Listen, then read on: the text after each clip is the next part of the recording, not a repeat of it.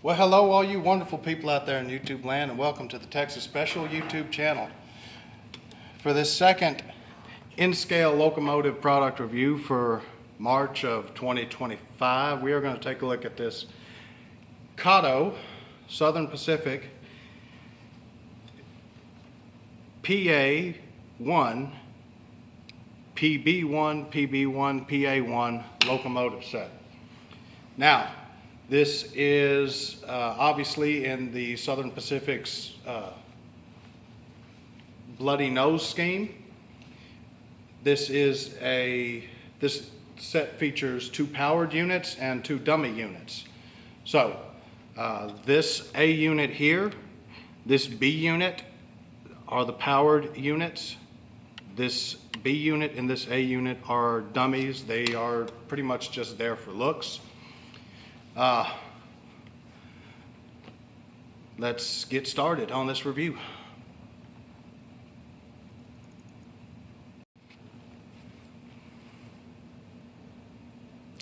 Since this set is a 4 locomotive set with a powered A unit and B unit and a dummy A unit and B unit, just purely to speed things along, I'm not going to look at each individual piece of this set individually. We're going to look at the A and B units, the powered ones, just to give you an idea of what this set is. The only difference between the powered units and the dummy units, quite literally, is one of each has an actual electric motor to propel the locomotive, and the others are just there for looks. They have no electrical in them whatsoever. They have no electrical pickups. The headlights don't work, and again, they don't have any motor, so they're not self-propelled. They have just regular, like, freight car wheels. So to start off with, the paint job on this is pretty nicely done. This is an older Kato model. I want to say early 2000s roughly. Maybe late 90s, I'm not 100% sure. I picked this locomotive set up for $100 from an old friend who used to live in Flatonia, who unfortunately has since passed. But I still have this engine set, and it reminds me of him whenever I run it. And very good guy, very good steward of not just the model railroad hobby, but also the railfan hobby as well. These engines, as I said, were modified by him with the removal of the innermost axles, which he gave me those with the locomotive, but I cannot find them to save my life. After I get done with this review, I'll probably find them then. But they are very smooth, very quiet locomotives to run. I haven't really gotten a chance to run them all that often in the past due to the large radius that they require. They will, even with the innermost axles removed, they will not handle 11 3/4 inch curves. The powered engines can run around them separately, but they can't run and stay coupled up to stuff without derailing. So now that we actually have a large in-scale layout at the Texas Model Railroad Club, I can actually run these engines without having to spend extra money on a loop of track, basically to just accommodate this one locomotive set. The first thing that strikes my eye, obviously, is going to be the paint job. There is kind of some bleed over. The separation on the bloody nose that wraps around the side of the nose of the locomotives. The A units could be done a little bit better. It's kind of sloppy. There is some haziness there where the gray kind of feathers into the red and vice versa. Other than that, it's a fairly well done locomotive. You have, of course, the chrome grille along the top of the rear, I guess, 3/4 of the locomotive body, which is prototypically correct. Nice, long, big chrome grille. And, of course, you have this accent piece right here that comes up and follows the roof of the cab, which is typical of the ALCo FP A and PB designs. You have the prototypically correct number board sticking out of the side of the nose here, projecting out of the natural curve of the nose. You've got these cast-on ladders, cast-on doors. The Southern Pacific lettering is actually very nicely done. The numbering is very nicely done. And now that I'm looking at it, regrettably, there are the lower portions of the ladder here and here are broken off, but, you know, oh well. It's still a cool engine to have and to run. You have this cast-in little like storage box here on the skirting alongside of the fuel tank, and you also have the sight glass for the fuel tank and the emergency shutoff valve, or excuse me, button and filler nozzle right here for the fuel tank. Looking at the nose of this guy, that big old long nose, you can see SP and the road number 6021 prominently displayed. You have this grille detailing around the headlight housing, which is again very prototypical of the ALCo PA and PB type locomotives. You have this micro trains magnetic operating knuckle coupler. You can see there it's sticking to the uncoupling pin is sticking to the magnetic screwdriver. And you have window glazing with windshield wipers on the cab. The pilot is painted correctly in the SP gray, and you have the, I guess, buffer detailing here, and the pilot itself is cast onto the body of the locomotive. We look at the roof of the engine. You see a 2-chime air horn. Right above the cab, you see some inlet grills, some cast-on lift rings, cooling fan, exhaust stack, and you see the bolt-on hatch over where the steam generator would have been. Delivered as new, these were intended to be passenger locomotives, so they would have been equipped with steam generators on board. Looking at the rear of the engine, we see a cast-on diaphragm. We see marker lights, MU hose couplings, and a cast-on door, and a little knuckle coupler that's meant to connect the locomotive, the A unit and the B unit. These smaller Kato type knuckle couplers are compatible with your Bachmann Easy Mate couplers and your Atlas AccuMate couplers, and of course the microtrains type couplers, but they're fun to connect.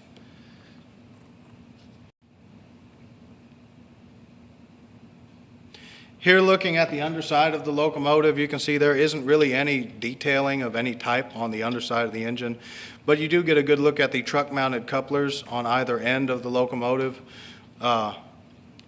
And you can see the missing wheels, innermost axles. These engines have 8-wheel drive, but 12-wheel electrical pickup.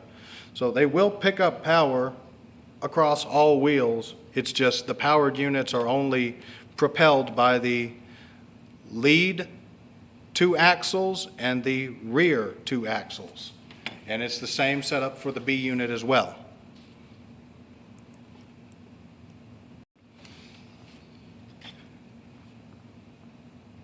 Before we move on to the B unit, I wanted to take a look at these trucks. They're very nicely detailed. They are the correct setup and format, however you want to say it, for ALCo A1A type passenger diesel trucks. So these trucks are the correct setup. They do have the correct arrangement for your brake cylinders, your leaf springs, stabilizing bars, all that other fun stuff, and of course the roller bearing covers are correct. So very nicely detailed, especially given the vintage of this model.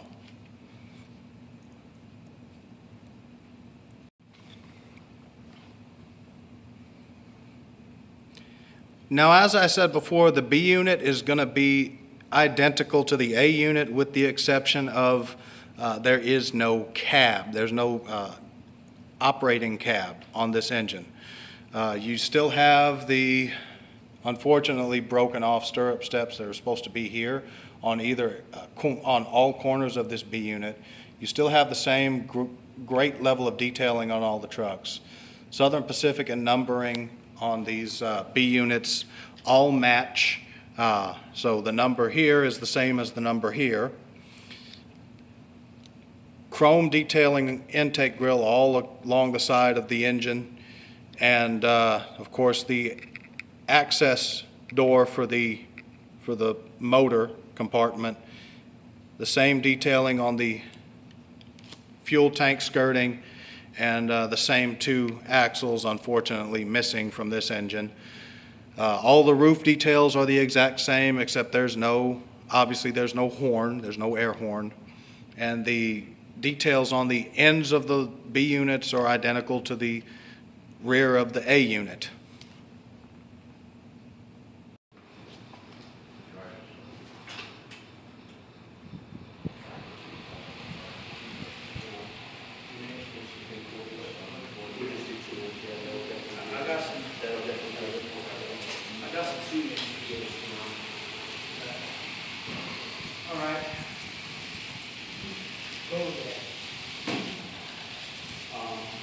So yeah, I'll take this home with you. We got all this part, right? I need to get,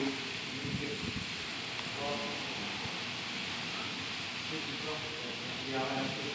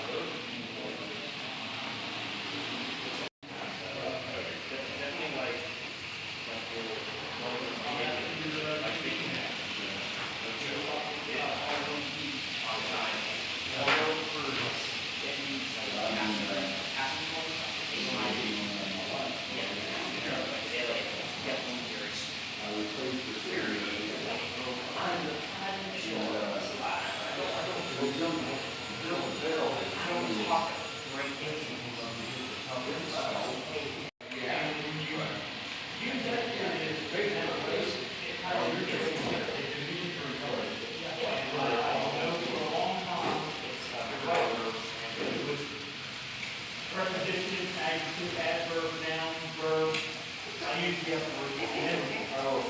You know,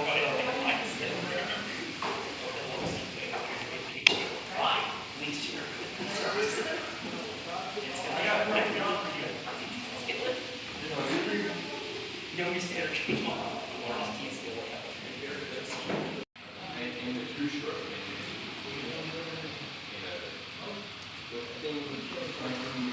some people are one of those. I learned about it, you know, actually, mustache, There's some kick on it. the mustache was for me. It's very nice gold, copy roll.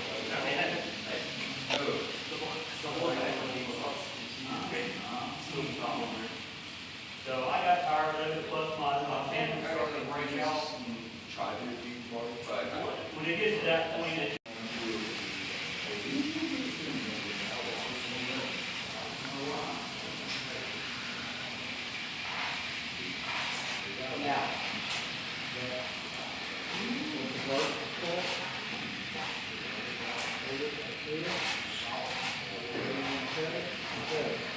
You don't have to pull the facts.